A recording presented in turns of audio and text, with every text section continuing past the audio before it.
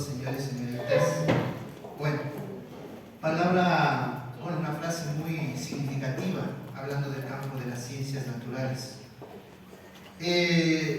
Primero quiero comenzar citando que todo descubrimiento dentro del campo de las ciencias naturales nunca fue planificado. La planificación en las ciencias no existe. No se levantaron el día de hoy diciendo voy a descubrir este día miércoles el oro, voy a descubrir este día jueves el plomo o el titanio. No, para nada. Todos los descubrimientos en el área de ciencias naturales y en el área de las ciencias en sí fueron por simple y llana casualidad. Cada uno de los eventos que se generaron a causa de este conocimiento detonaron en aportes significativos de la ciencia. Quiero citar a uno de los pensadores más significativos, Nicolás Tesla, ¿de acuerdo? Tomando las palabras de Albert Einstein en una pequeña reunión. Albert Einstein, ¿de acuerdo?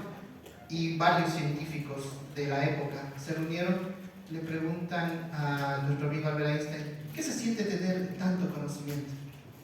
Y lo único que respondió, dijo, no lo sé, pregúntenle a Nicolás Tesla.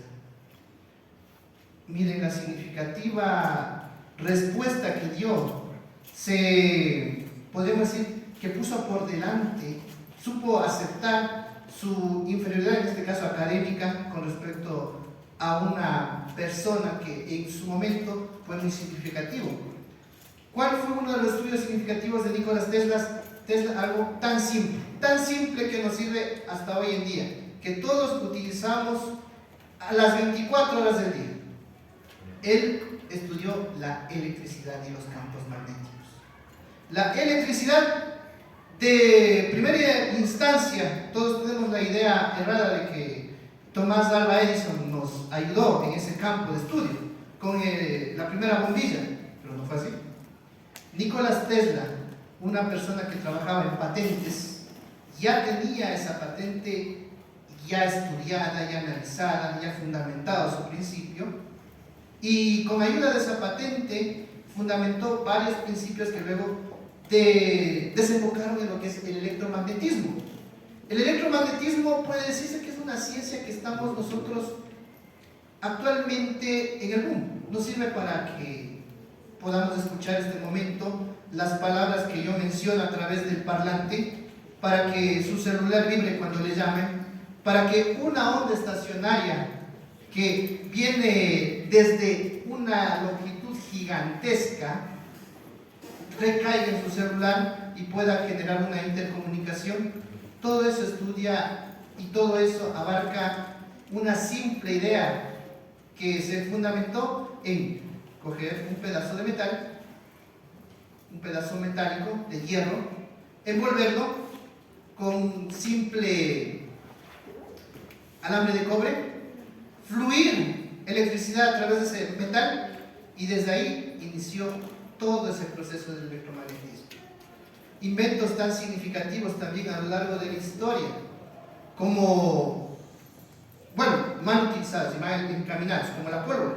El principio del estudio de la pólvora, ¿cuál fue? Diversión, juego, ver algo muy bonito, algo muy vistoso en China. ¿Pero en qué desembocó la pólvora?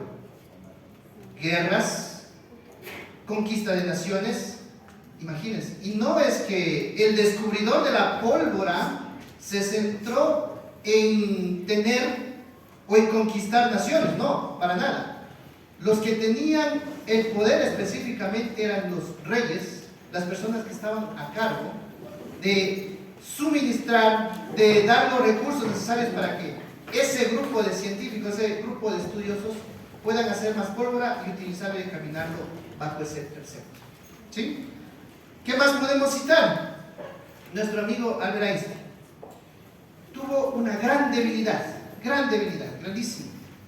A él no le gustaban mucho las matemáticas, ¿sí? No le gustaban muchísimo las matemáticas. Era un físico teórico.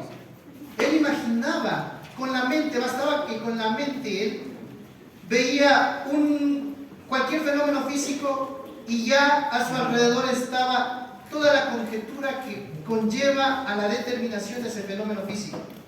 Y el fenómeno físico que más le atrajo a nuestro amigo Albert Einstein fue la luz.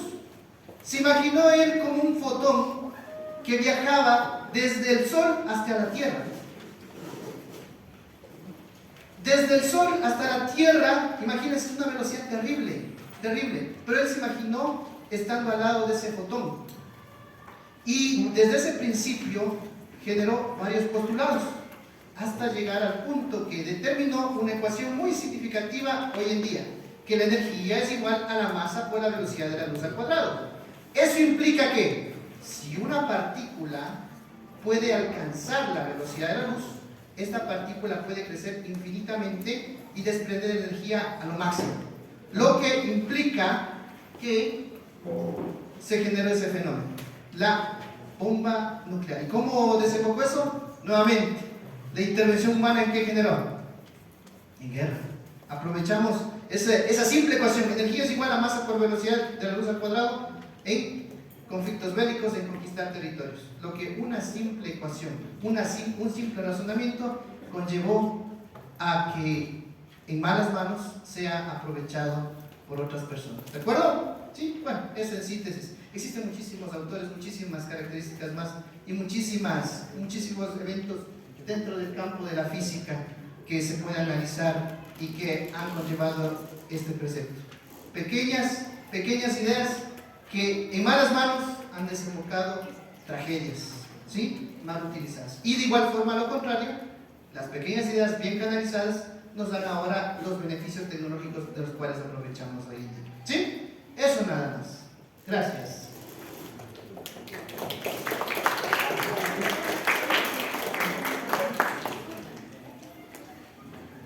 Bien, buenos días con todos. Es un gusto también el poder comunicarme a ustedes desde este aporte, ¿no?, que se puede brindar a la teoría del conocimiento. Y este también es un eje fundamental por la transversalidad que tiene teoría del conocimiento a nivel de todas las asignaturas, ¿sí? Entonces aquí vamos a ir analizando de forma breve algunos aspectos que nos sugieren este título, ¿sí? Tengamos en cuenta primero la base de los conceptos que va formando, ¿sí? Es asombroso que tan poco conocimiento nos pueda dar tanto poder. Si vamos esto directamente al campo de la filosofía, que corresponde al grupo 3, junto con las otras asignaturas que dan historia de gestión empresarial que se están impartiendo aquí en la institución, tengamos en cuenta cómo se fue dando en particular el origen de la filosofía. Primero se da este divorcio entre el mito y el logos. El logos, recordemos que significa pensamiento, tiene que ver con razón, con lógica, y por ende todo el aporte que se ha ido brindando desde este divorcio que se da entre el mito y logos ha sido muy grande desde los orígenes de la filosofía, que se da alrededor del siglo V en Grecia, antes de Cristo, ¿sí? Sobre todo esta particularidad es cuando el ser humano, los considerados los primeros filósofos, empiezan a ver de forma diversa la realidad. La justificación ya no estaba vigente o ya no estaba regente para ellos, que todo se encuentra explicado a través de los dioses, sino que empezaron a cuestionarse si toda la realidad tiene un origen diferente a lo que estaba establecido en los mitos. Cuando empiezan a pensar diferente, ahí viene un poder del conocimiento. Y eso se basó, estos primeros pensadores, es en el factor de la observación, que son conocidos como estos primeros pensadores como los filósofos naturalistas, porque se van enfocando en los elementos de la naturaleza, realizan los procesos de observación metódica, ¿sí? Entonces aquí uno de los primeros en establecer el origen diferente fue Tales de Mileto, que todo está constituido por agua, están los ríos, los mares, la lluvia, el aire, el ser humano está compuesto por agua. Entonces aquí no encaja el mito, ¿sí? Entonces empiezan a pensar diferente. Este pequeño paso aparentemente de lo que para ahora, para nosotros puede resultar algo ridículo, que un pensador de una forma de criterio tan simple haya podido aportar en el futuro un gran avance de las ciencias, pero para aquella época no, ¿sí? Simplemente este pequeño hecho de pensar diferente a los demás, va adquiriendo un poder sobre el conocimiento en Grecia. Entonces, de esta forma, otros pensadores se sumaron a este reto. Está Anaxímenes, Anaximandro, Demócrito, Pitágoras, Parménides, Heráclito, Empédocles, en fin, que también van enfocándose en estos elementos de la naturaleza que fueron base, estos pequeños aportes para el futuro y gran desarrollo de la ciencia. Pongamos en el ejemplo de Demócrito. ¿Cuál es el postulado principal de Demócrito, muchachos? ¿Es él? Si no me contestan de filosofía, les cuelgo. ¿Cuál es el AG? Los que están estudiando química.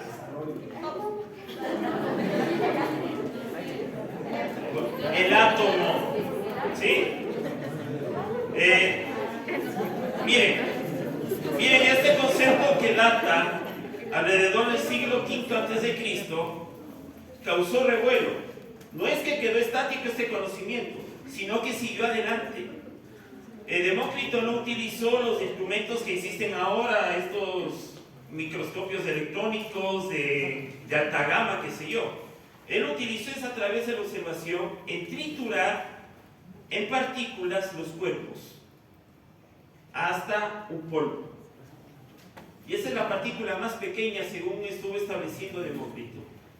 Hasta dónde se puede dividir los cuerpos. Ahora sabemos con el uso de la tecnología que el átomo no es la partícula más pequeña, sino que existen otras partículas más pequeñas que el átomo en sí. Están los neutrones, electrones, protones, en fin. ¿Sí? Sabemos eso es por el avance. Pero si no hubiese existido entre comillas, poco conocimiento que aportó Demócrito, ¿qué hubiese sido de la ciencia ahora? Quizás hubiésemos estado retrocediendo. Pero dése cuenta que estos aparentes pequeños aportes fueron grandes en su momento. Y eso fue adquiriendo poder. ¿Sí? También tenemos, pongamos el caso de otra figura, Sócrates. Una de las figuras más influyentes igual en la época griega, ¿sí? Su forma de educar no fue la tradicional, lo hizo en plazas, en calles, en parques, educó a sus discípulos. Su formación básica fue en valores, en determinar qué es lo bueno y qué es lo malo. Pero su influencia, ¿sí? Simplemente por el hecho de hacer pensar a sus discípulos por sí solos, creó un caos en la sociedad griega. Por eso lo mandaron a callar.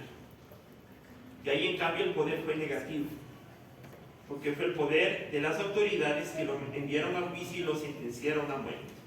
Por eso el poder hay que ver de qué lineamientos va, porque muchas veces el poder no puede ser positivo, puede ser negativo. En este caso, el poder fue de presión contra Sócrates para hacerlo callar y evitar el aporte hacia el conocimiento. Fue sentenciado a muerte. Y él asumió su responsabilidad por el conocimiento. ¿Sí? Simplemente por el hecho de que sus discípulos ya no estaban contentos con lo que se estaba rigiendo en la sociedad griega en ese tiempo. Es un pequeño aporte, pensar por sí solos. Ahora tenemos también, vamos avanzando, ¿sí? Otro caso, por ejemplo, en la época medieval, un caso clásico. La influencia de un pensador de los más grandes que ha tenido Grecia, que influyó directamente en época medieval y con la iglesia, fue Platón. ¿Sí? Que realmente aquí también hay que ver un elemento de estrategia también del uso del poder y con qué beneficios. ¿Sí? Que el pensamiento de Platón influyó estos aportes a nivel, sobre todo de la concepción del alma, estaba encajando perfectamente con la iglesia. Porque si nos remitimos a lo que está postulado en los evangelios, tanto Jesús como en el Antiguo Testamento se habla de un bienestar del alma, de una purificación del alma, que el alma está con Dios, ¿sí o no? Que eso se menciona en la Biblia, sobre todo en los Evangelios y en el Antiguo Testamento. Platón habla que el alma le pertenece al mundo de las ideas, al mundo perfecto, al mundo donde están los dioses. ¿Se compagina o no con el ideal cristiano de ese tiempo? Se compagina. Y ese pequeño aporte de Platón aprovechó la Iglesia para influir y para tomar este pensador clásico en todos los preceptos cristianos de la época medieval. La influencia platónica duró más de 1000 años. Ese poco conocimiento de Platón que tenía la Iglesia influyó a que el credo cristiano tenga tanto poder en la época medieval, que duró más de 1000 años. ¿Sí? Simplemente por el hecho de que Platón sostenía que el alma tiene que ser pura. Esto está adecuado al elemento cristiano, tomó la Iglesia y fue predicando a través de eso. ¿Sí? En cambio, no sucedió lo mismo con Aristóteles. Aristóteles tenía muchos más aportes, más amplios, igual a nivel científico y todo. Pero había documentos en que no le convenía a la Iglesia que salgan a la luz. ¿Sí? Aquí no estoy hablando en contra de la Iglesia por si acaso, sino de la realidad de la época, ¿no? Y eso también debemos estar conscientes que fue la realidad de la época, ¿no?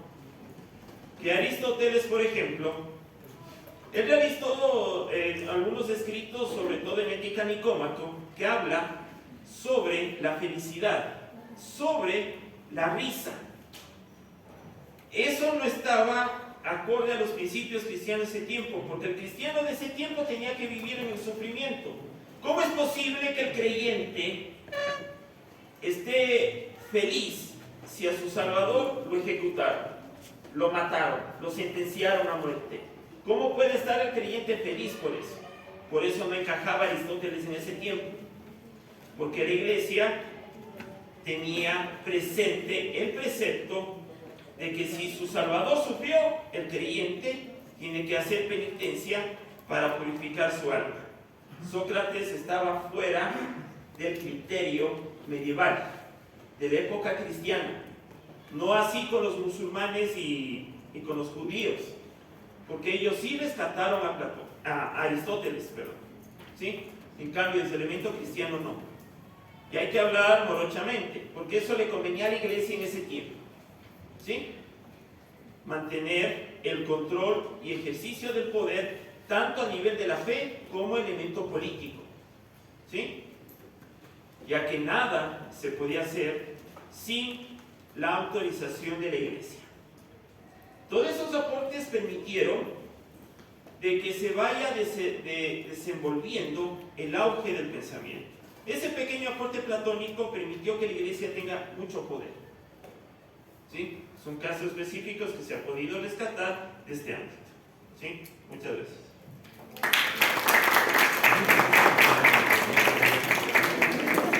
Bien, muchas gracias a los profes.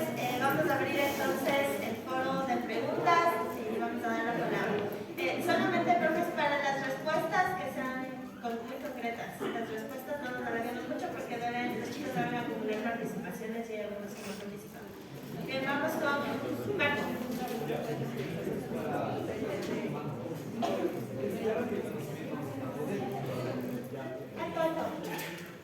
Póngase de pie. Claro que el conocimiento es poder. ¿Hasta qué punto el poder cumple su función si todos tenemos el mismo conocimiento?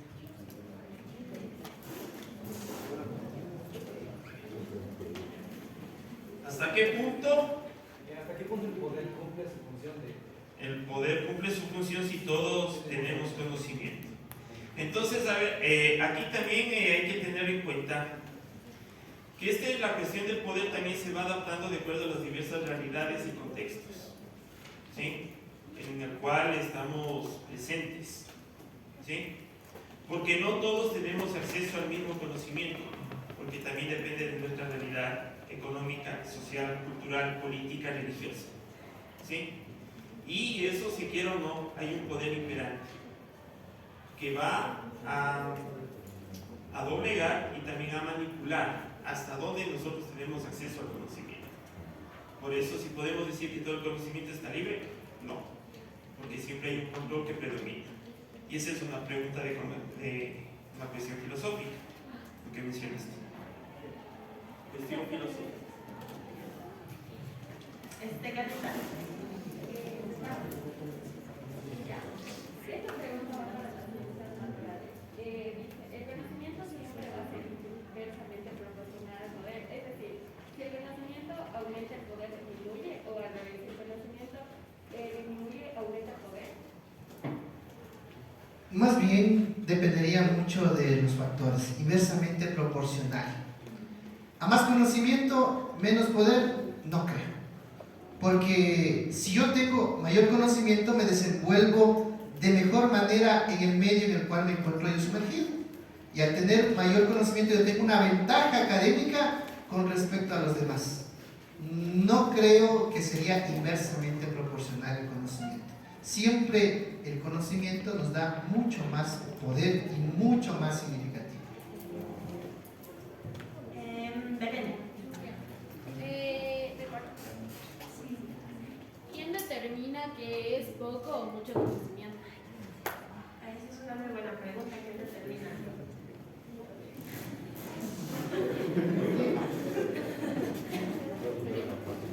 Creo que aquí se va estableciendo también de acuerdo a los cambios de los procesos que va enfrentando la sociedad también, porque son las diversas estructuras que también van determinando esto para tener acceso al conocimiento. Decir o cuál tal persona permite o no permite no es dable, porque va a depender también de las épocas, circunstancias, situaciones, contextos. Por ejemplo, en una situación particular, Anaxágoras, considerado el primer astrónomo, fue ejecutado por pensar diferente, de que las semillas, las monerías vienen del espacio y se depositaron en la Tierra gracias al luz, a la inteligencia ordenadora, y de ahí se generó todo. Pero sabemos que ahora no estuvo tan equivocado Anaxágoras, porque ahí está teoría que viene la vida, o el origen de todo desde el espacio fruto de la gran explosión. Por pensar diferente, pero hubo alguien que tuvo más poder que él. Entonces, por eso no se puede determinar exactamente quién, ¿sí? Porque también depende de las estructuras, ¿sí? Y de las necesidades que se van presentando de acuerdo a los diversos contextos, ¿sí? Es una muy buena pregunta, solo me detengo ahí un ratito, ¿sí? Es muy importante lo que dice el Dieguito en relación a los contextos. Esta pregunta, si se fijan, esta afirmación que lanza Bertrand Russell es una afirmación bastante generalizadora, ¿no? Entonces, es muy importante que cuando la discutamos tengamos que contextualizar primero, ¿ya? Al momento en que nos preguntamos quién determina qué es poco conocimiento o qué es mucho conocimiento, va a depender muchísimo de, en este caso, las circunstancias de la época y las consecuencias que pudo tener cierto tipo de conocimiento en un contexto determinado, ¿no? Bien, Anita. Mi pregunta es, si el poder manipula el conocimiento a su conveniencia, ¿cómo estamos seguros de que el conocimiento que adquirimos sea correcto?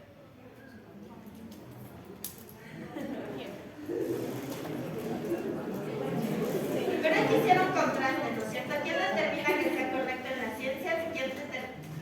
¿Cómo se determina que sea correcto dentro de la filosofía? Porque son dos puntos distintos, o dentro de las ciencias humanas. Vamos a ver qué nos dice Luchillo. A ver, dentro de las ciencias naturales, ¿quién determina? Anita, repítale. Si el poder manipula el conocimiento a conveniencia, ¿cómo estamos seguros que el conocimiento que adquirimos sea correcto? Ya, verás. De manera general, en las ciencias naturales tú ganas mayor conocimiento, eso implica que tienes mayor poder académico, netamente académico. Pero ese poder académico puede ser manipulado por personas que tienen poder económico. Porque el poder económico, como lo sabemos de manera general, lo compra todo. Hoy en día, recientemente, ¿qué es lo que se dio con un caso actual? Ya, vámonos a la venta de Twitter, que fue algo muy significativo y muy dado ahorita, en este momento, en este contexto real. Como Twitter es una red social gigantesca que manipula, podríamos decir, contextos y formas de pensar inclusive, y es utilizada para curar información en universidades e institutos. Al ser comprada por una sola persona, esa información puede ser fácil de manipular. Y démonos cuenta que Twitter simplemente es un algoritmo de programación relacionado con la ciencia. Entonces, ¿quién determina, no es cierto, cuándo es? Cuando el conocimiento sea correcto o no, si es que este es manipulado por el poder. ¿Quién determina cuándo el conocimiento es correcto? Yo creo que la sociedad en sí se encarga de juzgar. La sociedad y el medio en el cual nos sumergimos, la bomba en la cual nos sumergimos. ¿Sí? La sociedad es la única encargada de juzgar ese tipo de conocimientos, si fue bueno o fue malo. Pero ahorita, como tenemos tanto poder económico, puede darse el caso de que unas zonas específicas tengan esa facilidad de manipular ese conocimiento. ¿Sí?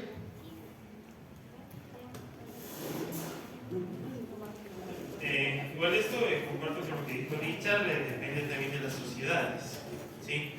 Por ejemplo, la figura de Nietzsche. Sabemos que ahora él tiene una gran influencia y que su conocimiento aportó mucho a nuevas perspectivas de las estructuras de las sociedades, nuevos códigos morales, pero en ese tiempo que él plantea sus fundamentos no fue aceptado ni siquiera reconocido, sino que aquí aprovechó estratégicamente su hermana, después que muere Nietzsche, vende sus textos a unos líderes nazis. Y de esa forma es una correlación del poder de ese tiempo que fue adquiriendo el gobierno nazi y de lo que se fue desencajando en la Segunda Guerra Mundial. No es que Nietzsche haya fomentado el nazismo, sino que se aprovecharon sus escrituras, sus escritos, para beneficio de un determinado grupo social que estaba vigente en ese tiempo y que necesitaba que su poder sobresalga y sobre todo tenga una base. Que utilizaron los postulados de Nietzsche, sobre todo en la figura del superhombre. ¿Sí? Muy buena pregunta, también. Y hay otra cosa en relación a cómo saber, cómo asegurarnos de que algo es correcto o no. Existen los criterios llamados criterios de verdad, ¿ya? Cuando nos encontramos, por ejemplo, dentro de la comunidad científica o, por ejemplo, dentro del desarrollo del conocimiento filosófico, los criterios de verdad son muy importantes. Dentro de la ciencia, los criterios de verdad van a corresponderse con el método científico.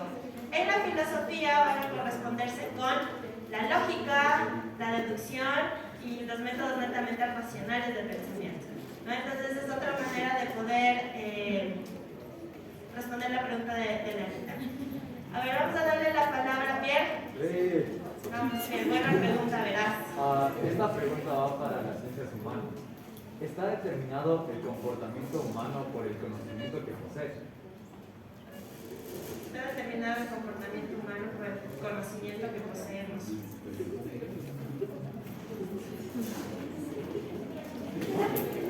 Sería sí y no.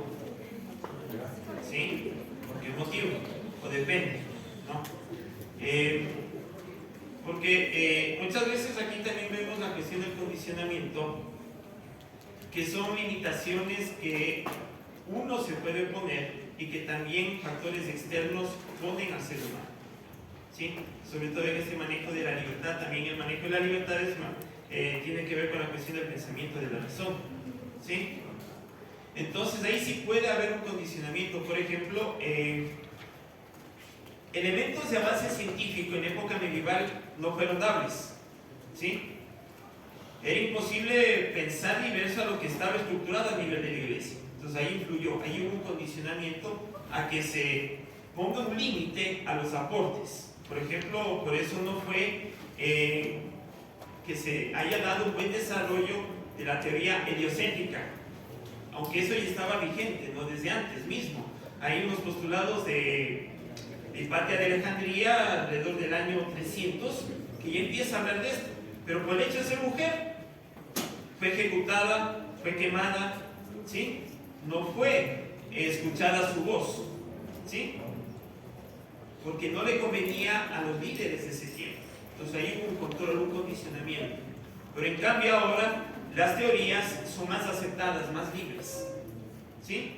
Pero eso también existe un control por las sociedades.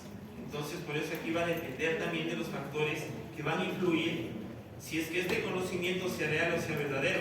Por ejemplo, hay una teoría, no recuerdo quién, que dicen que hasta ahora existe un foco, cuando empezaron a inventar el foco, que permanece prendido. Pero a las empresas no les convino que eso salga a la valga la redundancia, que salga a la luz, ¿sí? Porque el negocio se caía, ¿sí? Sabemos que ahora los focos o las bombillas tienen un uso limitado, ¿sí? Es programa. Mientras que esa bombilla, cuando se inició, que permanece prendida, ¿sí? Entonces ahí también hay un condicionamiento. Va a depender mucho. Hay otro ejemplo interesantísimo. No sé si alguno de ustedes ha leído La política de Aristóteles. En el capítulo, no recuerdo cuál, pero es sobre cuando habla del Estado y nos dice que el Estado es natural, habla del son político. Él menciona que las mujeres básicamente nos asemejamos a las bestias, ¿ya? Y ese pensamiento que fue dicho, escrito por Aristóteles, estuvo vigente hasta entrada la modernidad. Entonces, ¿qué es lo que sucede, por ejemplo, escuchen, con la primera ola, cuando hablamos de la primera ola del feminismo, en términos de la filosofía, porque se empieza a desarrollar un pensamiento propio de mujeres, y estuvo una mujer llamada Mary Wollstonecraft, que fue una de las primeras teóricas del feminismo, quien pues empieza a contradecir y a establecer nuevos postulados sobre el papel de la mujer en la sociedad. Y podemos ver cómo un pensamiento, lo que decía Pierre en su pregunta, puede determinar el comportamiento humano durante un largo periodo de tiempo y no ser cuestionado. Ahora, lo que faltaría a la pregunta, Pierre, es conectarle con algún concepto dentro de la pregunta, por ejemplo, el de poder, ¿sí? Otra cosa con la pregunta de Pierre que me pareció interesante. Recuerda que si hablamos de ciencias humanas no solo hablamos de filosofía, sino que también, por ejemplo, de psicología. La psicología es una de las ciencias que estudia el comportamiento humano y que puede tener gran poder al momento de desarrollar normas de comportamiento, ¿sí? Entonces, por ese lado también podría verse este título. Lo malo es que no tenemos psicología aquí en el cole como materia, entonces por supuesto ya. En las ciencias naturales, el comportamiento en biología. Nada más que nos dice mucho de ya. Solo quiero citar una cuestión. Charles Darwin, El origen de las especies. El comportamiento humano se radica en función del medio. Entonces, si un claro ejemplo, si nosotros estamos sumergidos en un medio conflictivo, nuestra actitud va a ser muy conflictiva, vamos a ser personas conflictivas en base. Si en nuestro medio, estamos sumergidos en un medio muy pasivo, muy tranquilo, o un medio académico, nosotros tenemos ya esa tendencia. Por ejemplo, les digo experiencia propia. Muchas personas cuando entran a la universidad, por ejemplo, entran a la Escuela Politécnica Nacional o a cualquier universidad en sí, se adaptan a ese medio. Así no hayan tenido una buena formación académica inicial, se van adaptando y buscan los recursos para generar o englobarse en ese medio. Pero de igual forma, así como es fácil influenciarse en las buenas cosas, es fácil influenciarse en las malas cosas. La teoría de Charles Darwin, ¿qué nos dice? Que una especie, creo que hizo el estudio con el pinzón, una especie, el pinzón, de acuerdo a la isla y de acuerdo a los recursos que tenía la isla, su pico se iba adaptando, ¿sí? La misma teoría aplica a la conciencia humana, ¿sí? Solamente eso. Hay algo que se llama el darwinismo social, que es bastante criticado en la sociología, por ejemplo, también, con respecto a eso. Vamos, dos últimas personas y tenemos que cerrar, chicos. Le voy a dar la palabra a Varela y a García.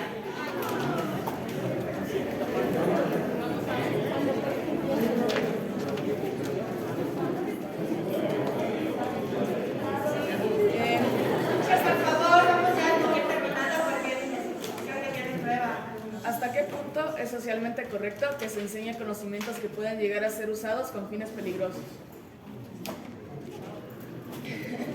¿Hasta qué punto puede ser correcto? Que tengan fines peligrosos.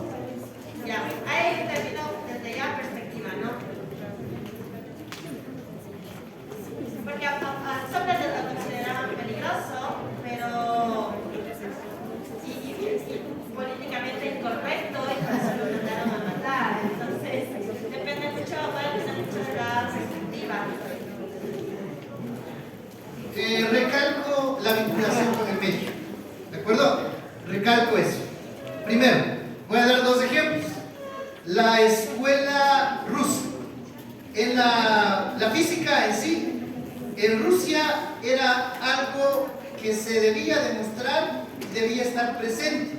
En cambio, Albert Einstein, al no adaptarse a ese mecanismo, era un poco más lógico, más crítico. ¿De acuerdo? ¿Sí? Ahora, si es que nosotros nos manejamos en un medio en el cual, recalco mis palabras anteriormente mencionadas, el cual es conflictivo, ese conocimiento desbordado puede ser muy peligroso y puede ser mal canalizado. ¿Quién se encarga de tratar de dividir esos conceptos, esa pequeña y frágil línea entre lo bueno y lo malo? Es la sociedad. Si vivimos en una sociedad muy conflictiva, ganamos mucho conocimiento y ese conocimiento va a ser mal aprovechado. Si vivimos en una sociedad en la cual vamos a aprovechar todo ese conocimiento y todos esos recursos, va a ser bien aprovechado. Lo que pasó a Albert Einstein, le pasó a Albert Einstein, inventó una fórmula en la cual puede disipar energía infinitamente, que puede ser aprovechada y limpia, y puede ser aprovechada de manera buena. Pero le buscaron una sociedad que era mal influenciada en buscar poder, en buscar recolectar todo el recurso de otras naciones y le canalizó mal. Entonces, en respuesta a su pregunta sería: la sociedad en la cual se encuentra sumergido se encarga de juzgar el conocimiento bueno y el conocimiento malo. ¿De acuerdo? Ya. Por tiempo, José. ¿Hasta qué punto el conocimiento, hasta qué punto el poder que nos otorga tan poco conocimiento nos llega al momento de adquirir nuevo conocimiento? ¿Hasta qué punto el poder que nos otorga el poco conocimiento nos puede cegar para adquirir nuevo conocimiento? Ya.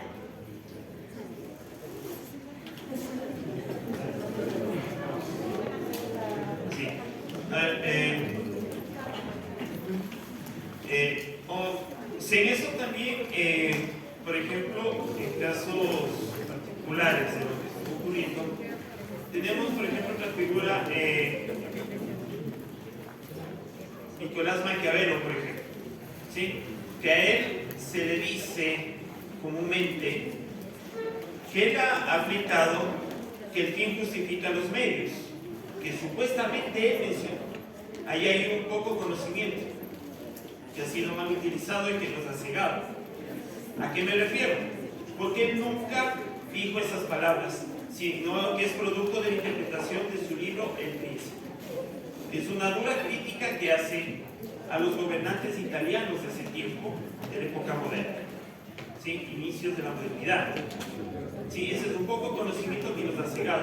Entonces decimos, es que eso dijo mal, Nicolás Maquiavelo, que el fin justifica los medios, pero en sí él nunca lo dijo, sino que es un producto de la interpretación que hizo que por eso nos ciega ese conocimiento.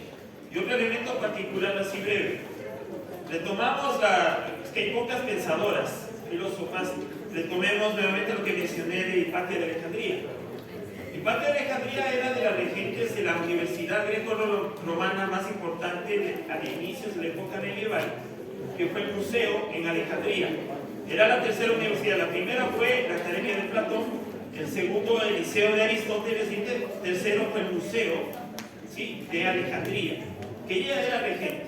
Ella, por ejemplo, en sus discípulos, ella planteó el ecumenismo. No le importaba si eran creyentes cristianos o creyentes greco-romanos o procedentes de los pueblos bárbaros del norte. Ella educó a todos por igual. En cambio, eso cegó el poder del imperio greco-romano de ese tiempo y cegó el poder y el conocimiento también de la parte cristiana. Si no estoy equivocado, fue Cirilo, ¿sí?, quien mandó a ejecutar a Hipatia de Alejandría, pero también en complicidad con los líderes gobernantes del imperio greco-romano de ese tiempo. Quemaron el museo, se perdió mucha información, ¿sí?, de los filósofos clásicos y también de los aportes que estaba desarrollando ella. Por ejemplo, ella inventó el astrolabio, que es el antecesor del telescopio porque ella ya realizó observaciones astronómicas, se perdió los aportes de ella por estar cegados del poder y cegados también a un conocimiento nuevo. Entonces hay que ver también en la pregunta, cegar el conocimiento, ¿para abrir o para ocultar? ¿Sí? Porque cegar muchas veces es poner un velo, ¿sí? O ser ignorantes de un conocimiento, también hay que ver qué posturas es el concepto cegar. Bien chicos, me escuchan lo último para cerrar. Espero que se haya dado cuenta de algo. Una buena forma de responder todas las preguntas y que me alegra muchísimo que han sido buenas preguntas es utilizar ejemplos. ¿Ya? En el ensayo es muy importante el uso de ejemplos para poder responder a estas preguntas. De lo contrario, la generalidad de las preguntas se nos hace compleja, se nos hace difícil. Entonces, eso es una cosa que usted debe tomar muy en cuenta en estos comentarios y esa es la idea, ¿no? Bien chicos, les dejo ya, pueden